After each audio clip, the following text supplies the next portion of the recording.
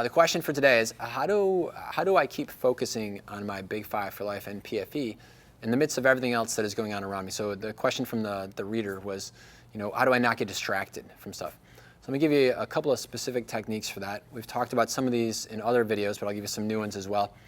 A great one from one of my coaches was using your smartphone. So if you've got an iPhone or you've got another smartphone where you store your pictures or some of your pictures on there, that is an awesome and easy way to keep you connected to your big five for life. Just set up a folder that is my big five for life, my museum day moments. And when you've got 5 minutes of downtime, whether it's at a stoplight or whether you're just sitting there waiting for a friend or whatever, flip through your pictures that are directly related to you and your big five for life. That can be a very cool way for you to just stay connected to it, stay in that spirit, in that energy. Charlene Shelton, one of the coaches who leads a lot of the discovery courses here in the United States, she has her big five for life up on the ceiling. So she wakes up in the morning, sees it, goes to bed at night, sees it. One of the things I recommend is having a big five for life journal. So every night before you go to bed, that you write down one thing, at least one thing that you did that was directly in alignment with your big five for life.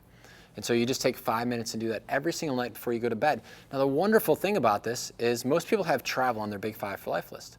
So I also recommend keeping a book about the country, one of the countries where you want to travel next to your bed.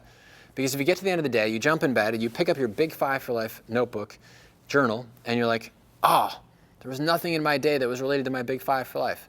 Then you put down the journal, you pick up the book about travel and you read it for 5 minutes, then you put it down, you pick up the journal and you go, read about the country that I want to travel to.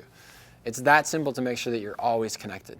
And the cool thing about having the big five for life journal is that it gives you the chance to flip through the previous days, the previous activities, and it's awesome. It is just such a great way to get yourself fired up. Be like, oh yeah, that was really fun, that was really cool, that was a great museum day moment, and it will keep you engaged, keep you energized. So those are some very specific, very easy things that you can do to always stay in that state of flow and not get distracted.